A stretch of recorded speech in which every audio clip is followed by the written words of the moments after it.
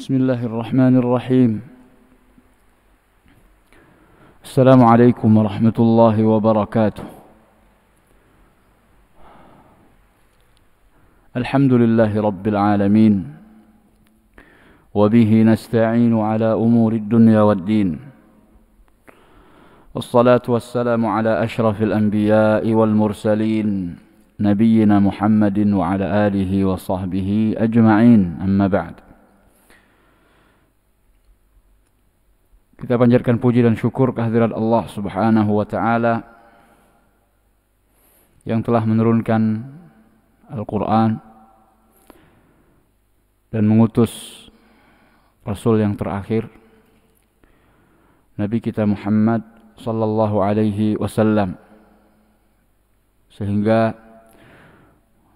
menjadi teranglah bagi kita petunjuk,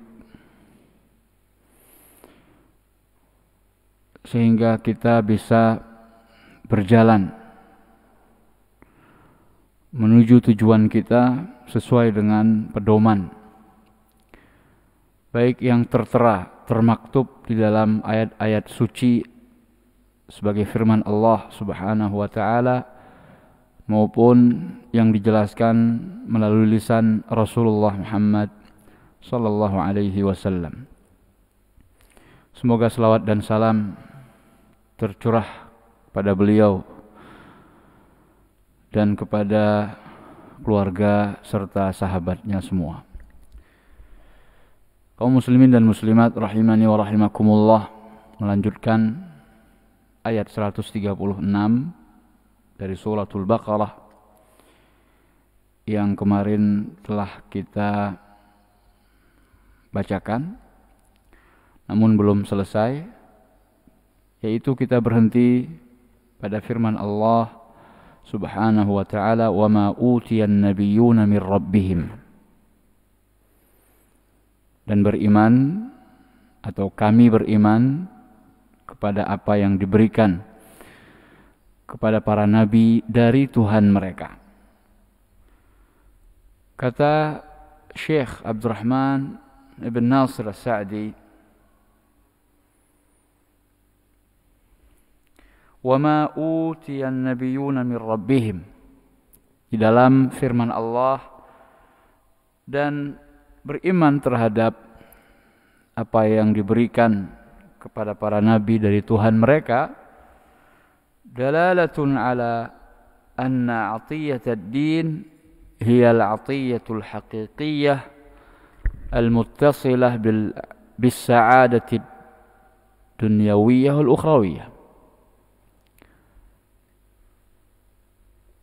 Di dalam potongan kalimat atau ayat tersebut,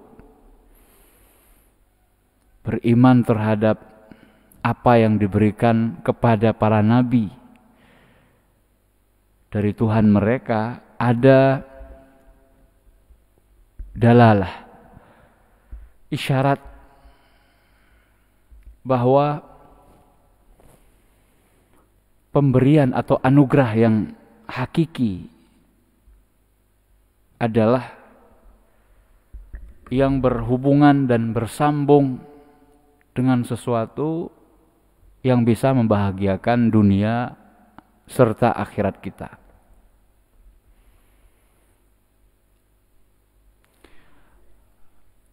Karena tujuan kehidupan manusia adalah untuk menggapai bahagia baik di dunia maupun di akhirat. Bukan hanya salah satu saja. Allah menurunkan Al-Quran, mengutus Nabi kita Muhammad sallallahu alaihi wasallam untuk membahagiakan, bukan menyengsarakan. Bukankah Rasulullah sallallahu alaihi wasallam berjuang untuk membebaskan manusia dari perbudakan terhadap hawa nafsu, perbudakan terhadap harta, dan selainnya, menuju kepada penghambaan dan pengabdian hanya kepada Allah Subhanahu wa taala semata-mata.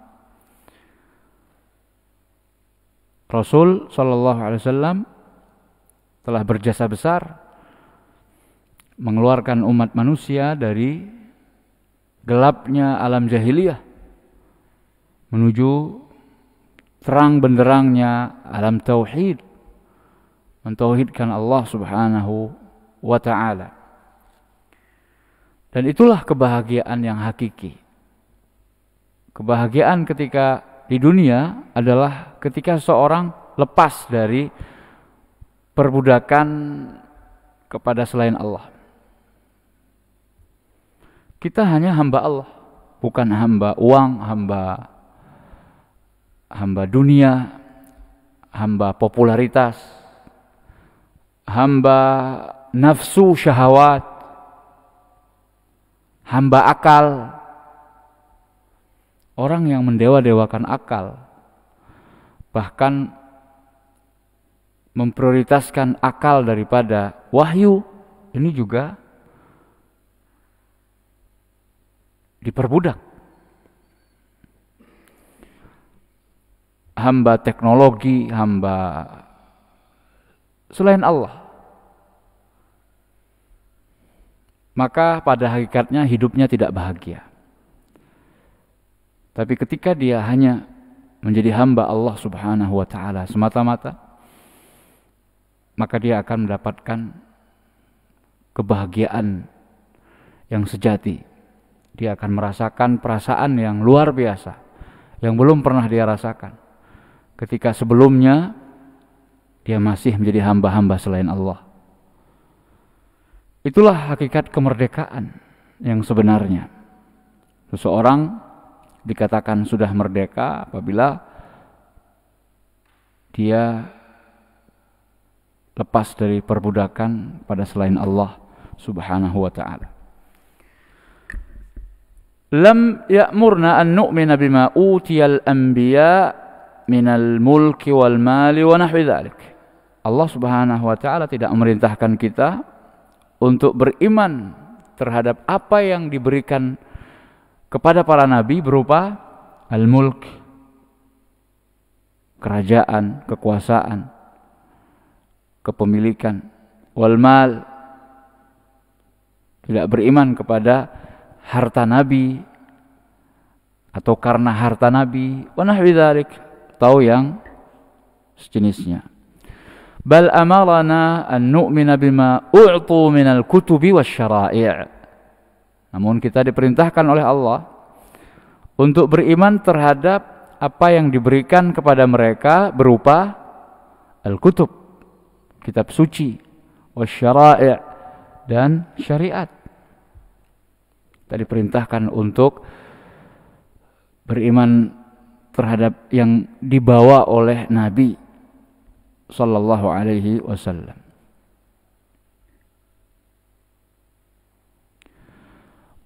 Wa fihi, di dalam ayat tersebut, di potongan ayat tadi, wa ma utiyan nabiyyuna min rabbihim annal anbiya muballighuna 'anillah. Terdapat pelajaran bahwa para nabi itu merupakan muballigh, orang-orang yang menyampaikan pesan dari Allah Subhanahu wa ta'ala. Wa wasaitu bainallahi wa baina khalqih fi tablighi dinih. Para nabi itu adalah perantara, orang-orang yang menjadi perantara antara Allah dan hamba-hambanya di dalam menyampaikan agama Allah. Sejak dari Nabi Adam sampai Nabi kita Muhammad sallallahu alaihi wasallam, mereka adalah muballigh, penyampai pesan Allah Subhanahu wa taala. Apa yang disampaikan? Dinullah, agama Allah. Apa agama Allah dari sejak Nabi Adam sampai nanti kiamat? Al-Islam. Innad dina indallahi al-Islam. Laisa lahum minal amri syai'. Mereka tidak memiliki hak selain daripada menyampaikan agama Allah Subhanahu wa ta'ala. Mereka hanya bertugas menyampaikan. Wa fi qaulihim, dan wa fi qaulihi, ya seharusnya ini salah cetak, wa fi qaulihi mir rabbihim, atau wa fi qaulihim maksudnya perkataan orang-orang beriman. Amanna billah dan seterusnya sampai wa ma utiya an-nabiyyuna mir rabbihim. Jadi baik maksudnya adalah perkataan mereka orang-orang beriman ataupun perkataan Allah Subhanahu wa taala yang menukil perkataan orang-orang beriman tadi pada lafaz mir rabbihim, dari Tuhan mereka. Di sana ada isyaratun ila annahu min kamali rububiyyatihi li'ibadihi an yanzila alaihim atau an yunzila alaihimul kutuba wa yursila ilaihimur rusul. Ada isyarat bahwa termasuk dari kesempurnaan sifat rububiyah Allah Subhanahu wa taala terhadap hamba-hambanya. Jadi kesempurnaan sifat rububiyah Allah terhadap hamba-hambanya adalah Allah menurunkan kitab-kitab suci kepada mereka dan mengutus para rasul untuk mereka. Ya, ini yang kita sampaikan tadi di muqaddimah. Kita memuji dan bersyukur kepada Allah karena Allah telah menurunkan untuk kita Al-Quran dan mengutus untuk umat terakhir ini Nabi sallallahu alaihi wasallam.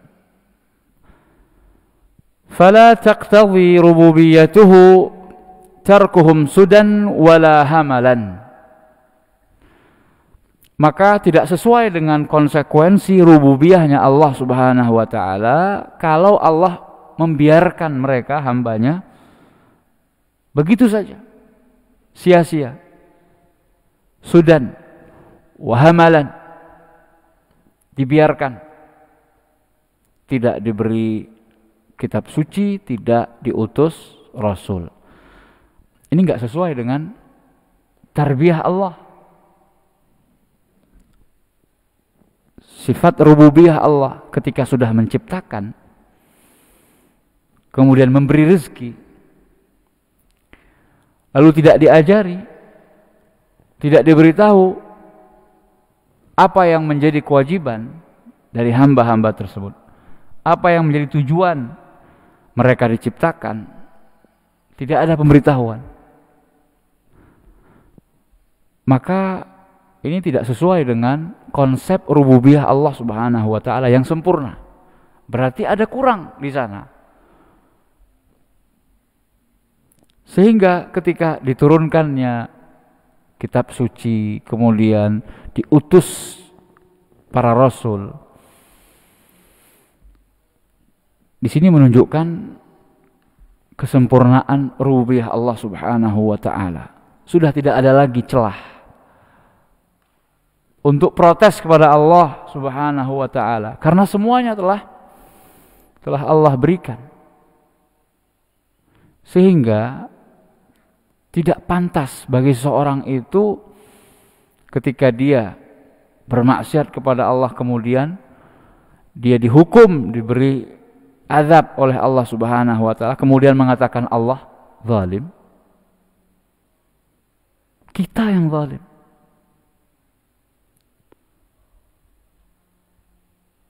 Maka kita pantas mendapatkan balasan terhadap kezaliman tersebut. Allah Maha Adil. Sekali-kali Allah tidak bersikap zalim kepada hamba-hambanya. Justru Allah Maha Penyayang. Di antara rahmat Allah Subhanahu wa taala, Allah utus para rasul. Allah turunkan kitab suci. Wa idza kana ma utiya an-nabiyyuna innama huwa min rabbihim fa fihi al-farqu bainal anbiya wa bain man yad'i an-nubuwah. Dan tatkala apa yang diberikan kepada para nabi itu hanya berasal dari Tuhan mereka, innama huwa min rabbihim, maka di sana ada perbedaan antara para nabi yang asli dengan orang-orang yang mengaku nabi, alias nabi palsu.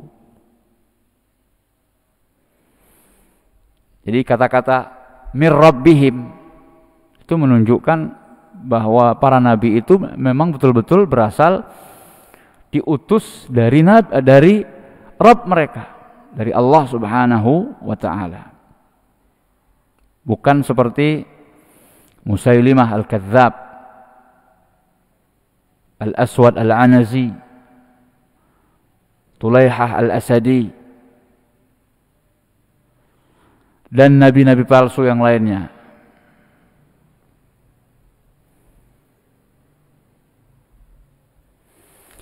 Wa annahu yahsulul farqu bainahum bimujarradi ma'rifati ma yad'una ilaih. Dan sesungguhnya bisa kelihatan perbedaan antara nabi yang asli dengan nabi palsu itu dari apa yang mereka serukan, apa yang mereka dakwahkan.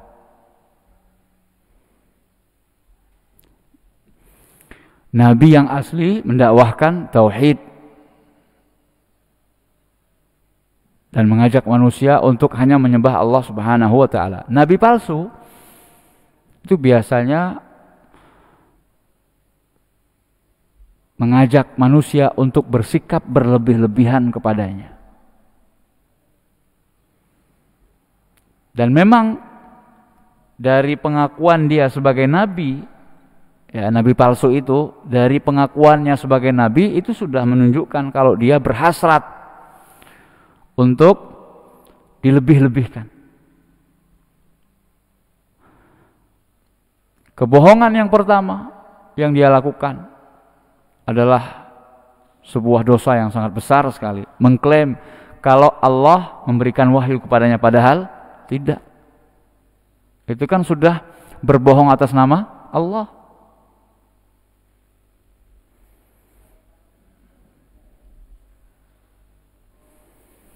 Kemudian mengaku kalau Jibril mendatanginya. Bohong atas nama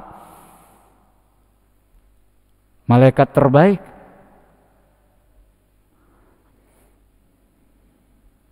Malaikat Jibril alaihi salam.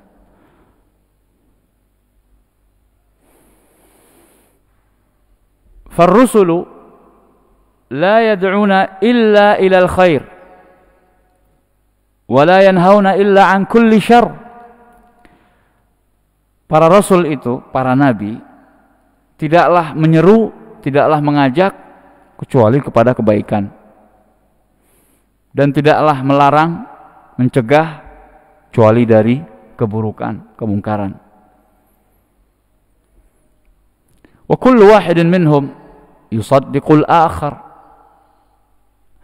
Dan masing-masing mereka para nabi dan rasul itu membenarkan yang lain. Nabi Nuh membenarkan nabi-nabi dan utusan-utusan Allah yang lainnya, baik sebelum beliau maupun sesudah.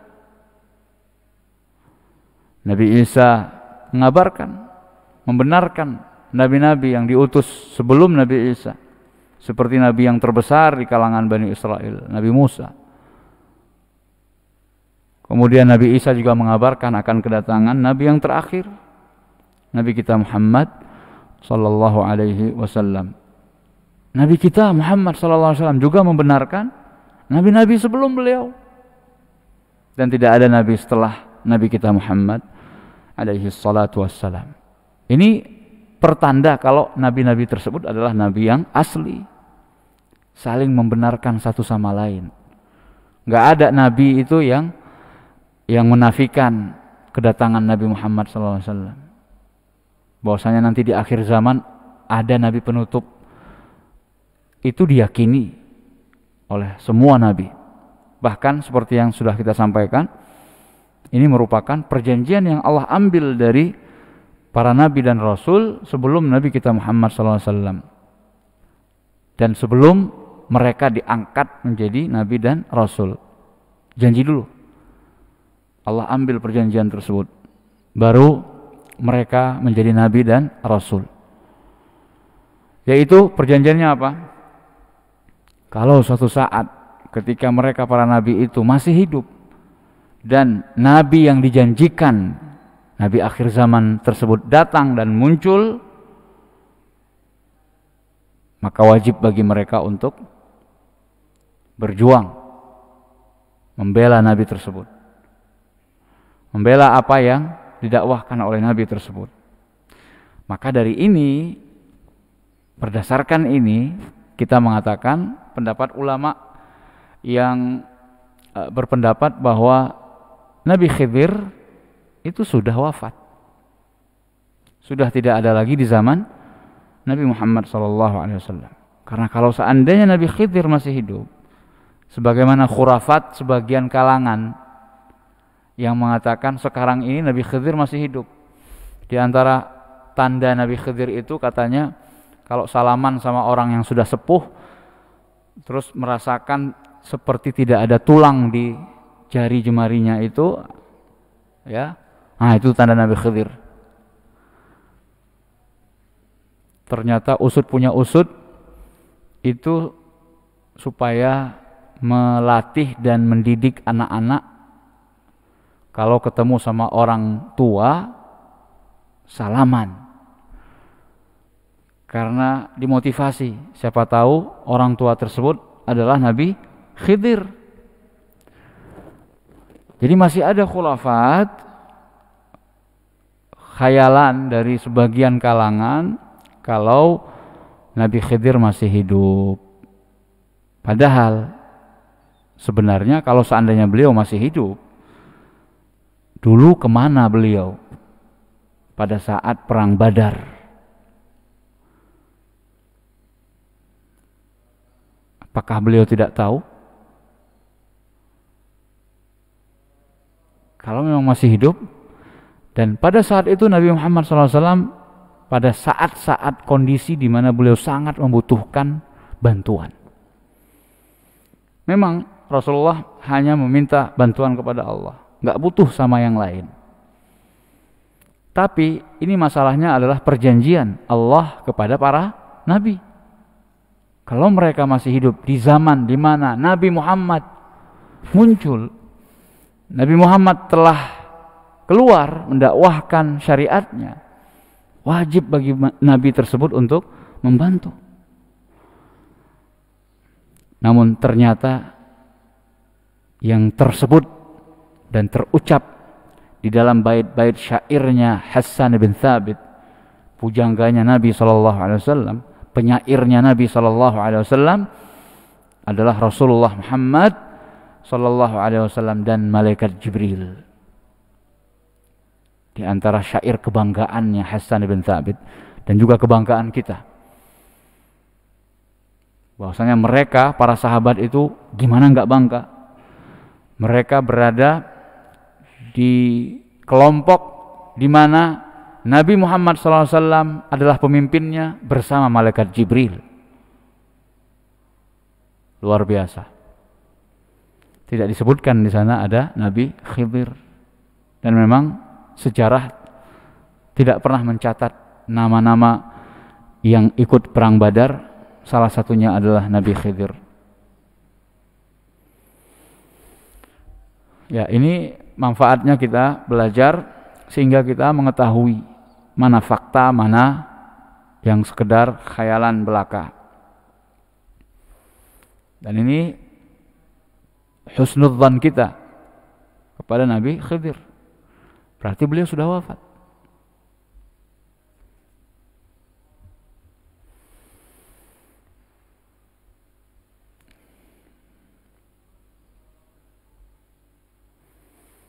Jadi setiap nabi itu pasti mengajak kepada kebaikan dan melarang dari keburukan.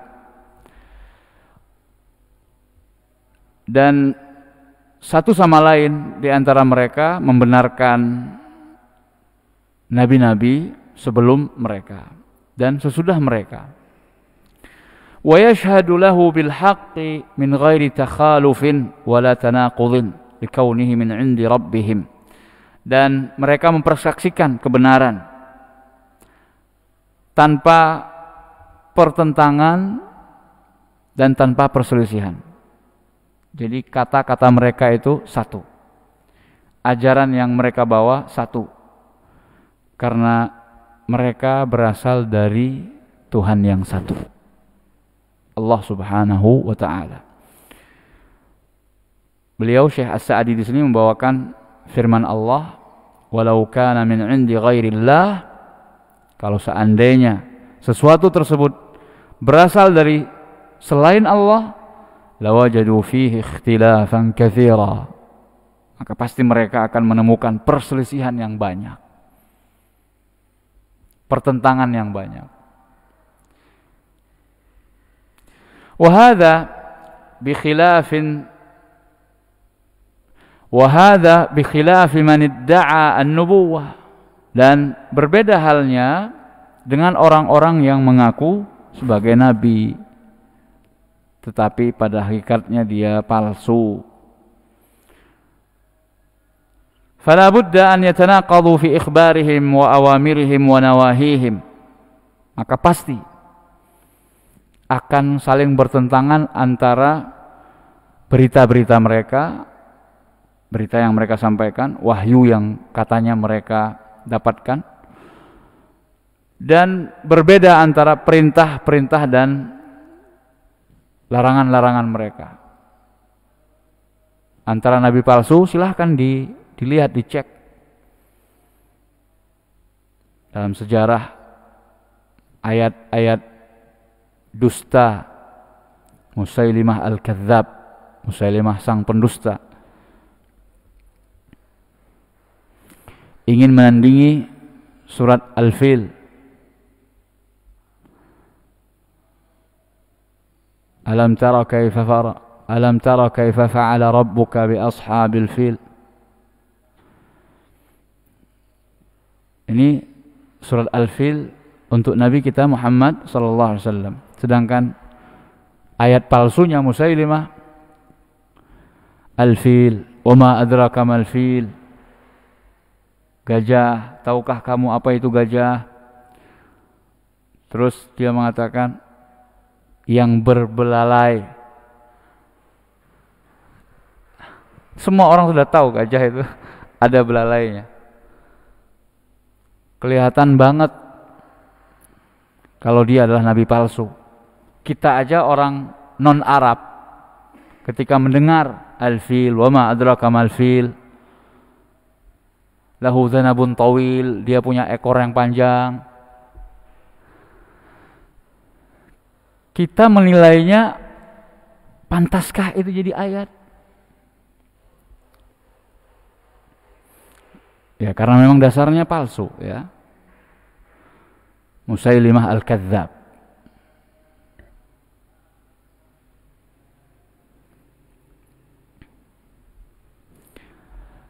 Kama yu'lamu dzalika min siyari ahwalil jami', sebagaimana hal tersebut bisa diketahui dari sejarah keadaan semua nabi-nabi palsu. Ya, siapa yang pernah membaca sirah atau sejarah mereka para nabi palsu, maka akan mengetahui betapa banyak pertentangan dan perselisihan di antara ucapan-ucapan mereka sendiri. Ya karena bukan berasal dari Allah, buatan mereka sendiri, maka akan terdapat error, kesalahan. Wa urifa ma yad'una ilaih, atau man kama yu'lamu dzalika min siyari ahwalil jami' wa arafa ma yad'una ilaih, dan mengetahui apa yang didakwahkan oleh nabi-nabi palsu tersebut. Falamma bayyana ta'ala jami'a ma yu'minu bih umuman wa khususan, maka tatkala setelah Allah Subhanahu wa taala menjelaskan semua apa yang harus diimani baik secara umum maupun khusus, wa kana al-qawlu la yughni 'anil 'amal, dan perkataan itu membutuhkan amalan, membutuhkan realisasi. Qal, maka Allah Subhanahu wa taala berfirman, wa nahnu lahu muslimun, dan kami hanya kepadanya berserah diri. Ai khadi'una li'azamatih. Ini makna yang terkandung dalam kata muslim. Apa konsekuensinya mengatakan ana muslim? Saya adalah seorang muslim. Ai khadi'una li'azamatih, tunduk kepada keagungan Allah Subhanahu wa taala. Munqaduna li'ibadatih, patuh di dalam beribadah kepadanya saja, jangan beribadah kepada yang lain. Bi batinina wa zahirina, baik dengan batin kami maupun zahir kami, jadi lahir batin. Mukhlisuna lahu al-ibadah, mengikhlaskan, memurnikan ibadah hanya untuk Allah Subhanahu wa taala. Itu makna dari muslim, Islam. Belum Islam kalau tidak mengikhlaskan ibadah kepada Allah, dan belum dikatakan sebagai seorang muslim kalau tidak mengikuti syariat yang dibawa oleh utusan Allah Muhammad sallallahu alaihi wasallam. Nah, itulah konsep syahadatain. Itu inti ajaran agama kita. Merealisasikan satu demi satu konsekuensi-konsekuensi dari ucapan syahadatain. Kenapa kita belajar? Konsekuensi dari syahadat. Supaya kita tahu bagaimana caranya ikhlas. Karena ikhlas itu berat, bukan barang yang mudah. Orang yang menganggap ikhlas itu mudah, sungguhnya dia belum ikhlas. Ikhlas adalah sesuatu yang terberat, dan ini diakui oleh para ulama seperti Sufyan ats-Tsauri rahimahullah. Tidak ada yang lebih berat yang aku hadapi melebihi keikhlasan. Jadi susah itu, untuk ikhlas susah. Maka perlu belajar gimana caranya supaya ikhlas. Supaya dikatakan pengikutnya Nabi Muhammad SAW, belajar sejarah beliau, sunnah beliau, apa yang menjadi petunjuk beliau, kemudian berusaha untuk diikuti, dicontoh, diterapkan, dipraktekkan, bukan hanya sekedar teori. Itulah Islam. Itulah konsekuensi mengatakan saya sebagai seorang muslim, tunduk kepada keagungan Allah, kebesaran Allah, mengakui, kemudian patuh terhadap aturan-aturan Allah, dan mengikhlaskan ibadah hanya untuk Allah Subhanahu wa ta'ala. Bidalili taqdimil ma'mul. Mana dalilnya? Ada nilai keikhlasan di sana dari kata-kata wa nahnu lahu muslimun, karena didahulukannya objek, wa huwa lahu, yaitu untuknya, wa nahnu lahu, seharusnya wa nahnu muslimuna lahu, begitu standar struktur kata atau kalimatnya. Sebutkan fa'ilnya dulu, pelakunya, wa nahnu muslimuna, fa'il, lahu. Tetapi tidak, lebih didahulukan lahunya. Di sini menunjukkan adanya ikhlas. Nilai ikhlasnya di situ. Wa nahnu lahu, dan kami hanya kepadanya muslimun, berserah diri.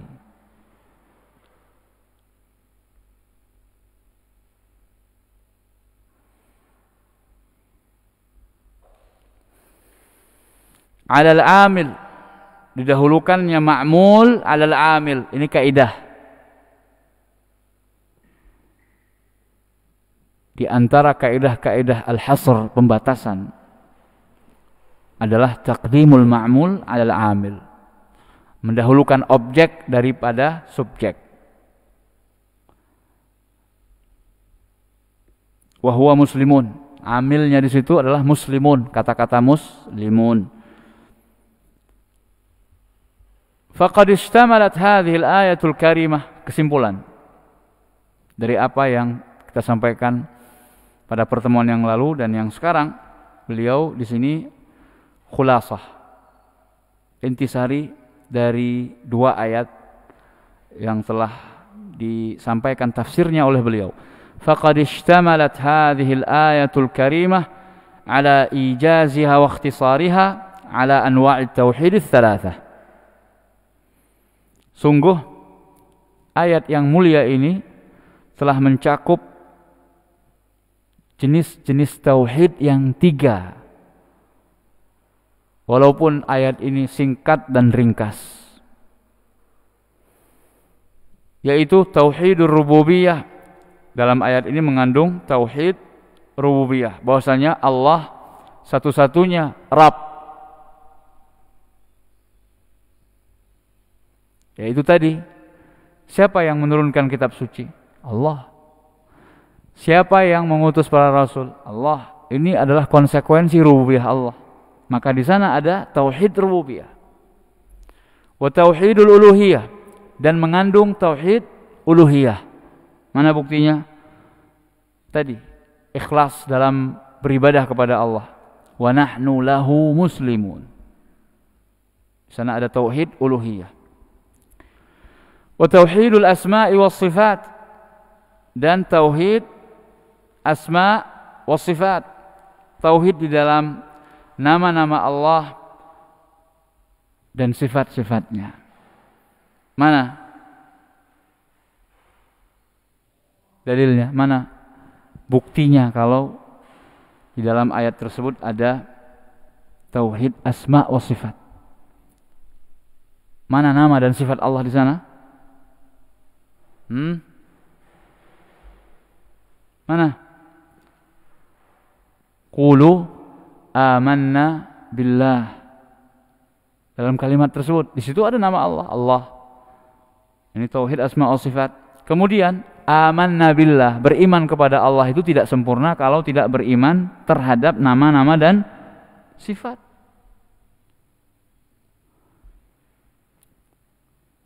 Makanya orang yang meniadakan dan menafikan sebagian saja sifat Allah, satu saja sifat Allah tidak diimani, nggak sempurna keimanannya kepada Allah.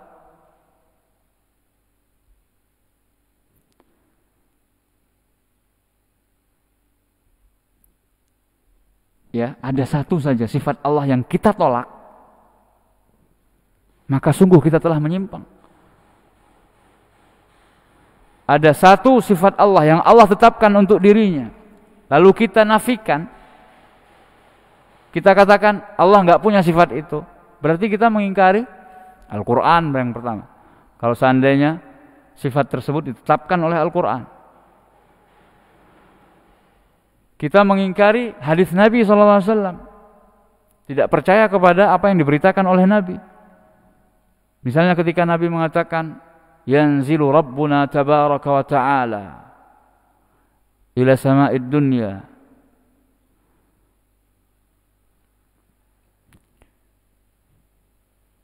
Tuhan kita, kata Nabi SAW, turun ke langit dunia setiap sepertiga malam terakhir. Hadisnya sahih. Lalu kita menolak, Allah itu enggak turun. Karena turun itu sifat kurang. Turun, enggak pantas Allah disifati dengan turun. Karena turun itu konotasinya negatif, kata mereka yang menolak. Sekarang yang lebih paham itu Nabi atau kita? Nabi mengatakan kepada para sahabatnya, mengajarkan di antara apa yang terjadi pada sifat Allah Subhanahu wa ta'ala. Yanzilu Rabbuna tabaraka wa ta'ala.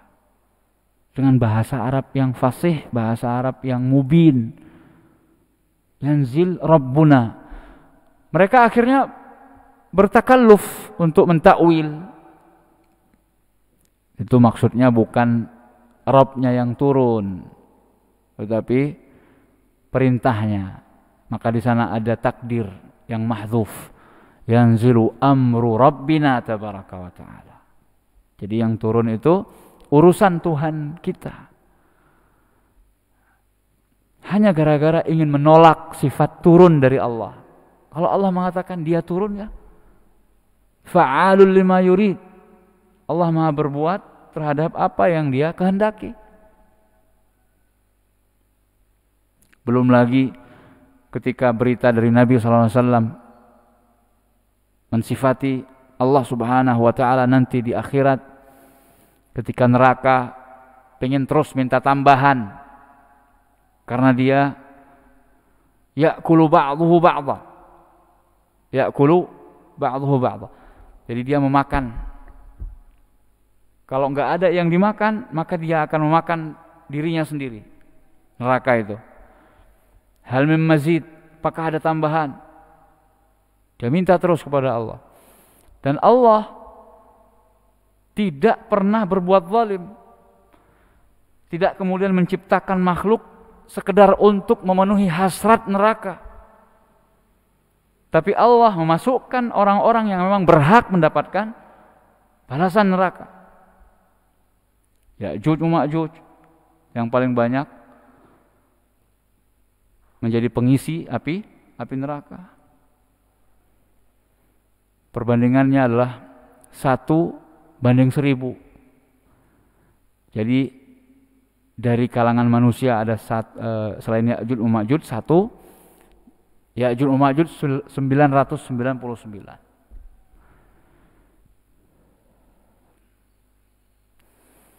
Dan di antara mayoritas penghuni neraka juga disebutkan dalam sebuah hadis kaum wanita. Intinya lebih banyak penghuni neraka daripada penghuni surga. Tetapi masih saja neraka kurang. Maka akhirnya Nabi SAW menceritakan Allah meletakkan qadamnya ke neraka. Allah meletakkan kakinya. Nah, orang yang nggak benar ini hadis, masa Allah punya kaki kan gitu. Terus diletakkan di neraka sampai neraka mengatakan qat, cukup ya Allah, cukup. Ini berita dari Nabi SAW. Hadisnya sahih. Orang-orang yang menyampaikan rawi-rawinya itu rawi-rawi yang terpercaya, thiqah, para ulama yang tidak mungkin berbohong. Karena hadisnya mutawatir ma'nawi, secara makna. Semua ahlu sunnah wal jamaah meyakini hal tersebut. Itu akan terjadi nanti di yaumil qiyamah. Apakah kita mau menolak sifat Allah? Ketika Nabi mengatakan qadam ya qadam, tidak perlu kita takwilkan. Namun kita yakini qadam Allah tidak sama dengan qadam makhluk. Sudah selesai. Gak perlu dibayangkan. Yang jadi masalah kan ketika kita membayangkan sifat Allah itu serupa dengan makhluk. Nah, di situ kita telah melanggar ayat. Kita hanya diperintahkan untuk meyakini, menetapkan apa yang ditetapkan oleh Allah dan Rasul-Nya. Karena ini masalah gaib. Ketika Nabi mengabarkan kepada kita sesuatu yang dipahami secara bahasa atau orang Arab ketika mendengar kata-kata tersebut diucapkan, mereka paham atau tidak? Paham. Turun, ya turun. Tapi apakah sama turunnya Allah dengan turunnya makhluk? Tidak sama. Sudah selesai. Sebagaimana kenapa kita bisa menerima kalau Allah itu disifati dengan maha mendengar, maha melihat, padahal mendengar dan melihat juga sifat makhluk. Kita mendengar. kita melihat.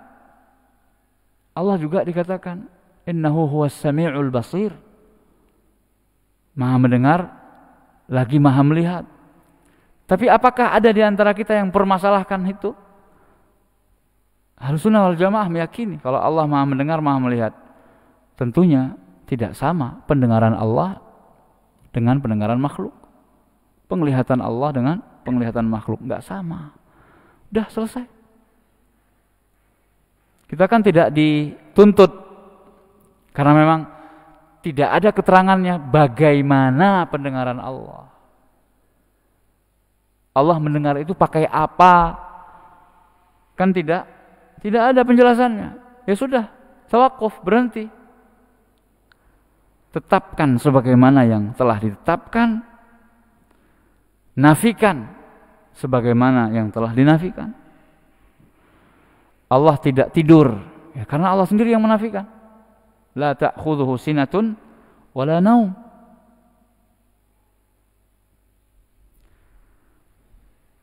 Jangan mendahului Allah dan Rasulnya dalam hal-hal perkara-perkara yang menyangkut dengan ketuhanan atau Allah Subhanahu wa ta'ala. Asma dan sifat Allah Subhanahu wa ta'ala. Jadi benar ya perkataan beliau bahwasanya dalam ayat yang singkat ini terdapat 3 jenis tauhid. Tauhid rububiyah, tauhid uluhiyah, dan tauhid asma wa sifat. Serta bagaimana tadi cara pendalilannya, kok bisa mengatakan demikian, sudah kita sampaikan.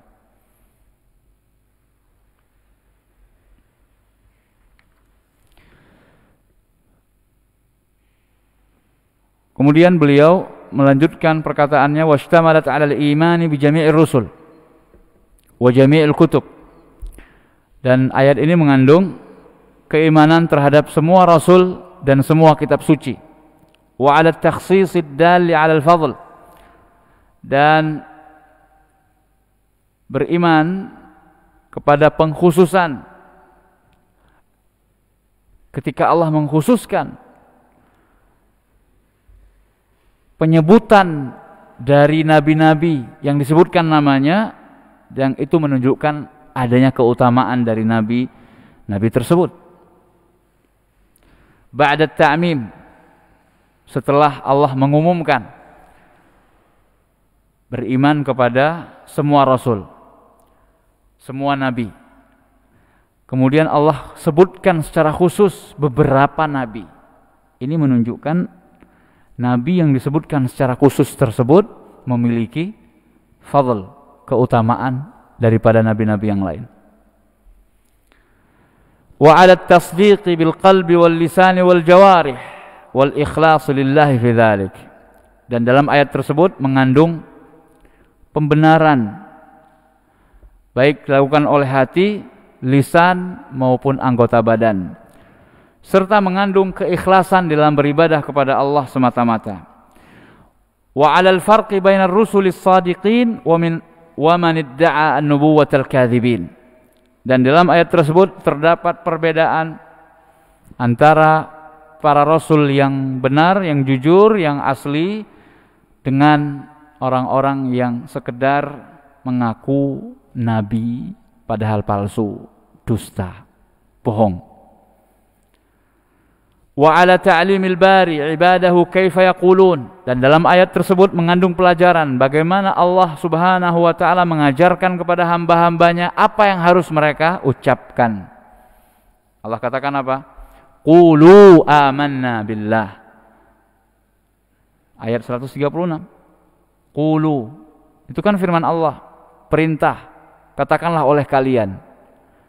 Jadi Allah sedang mengajarkan bagaimana seharusnya kita mengucapkan keimanan kita.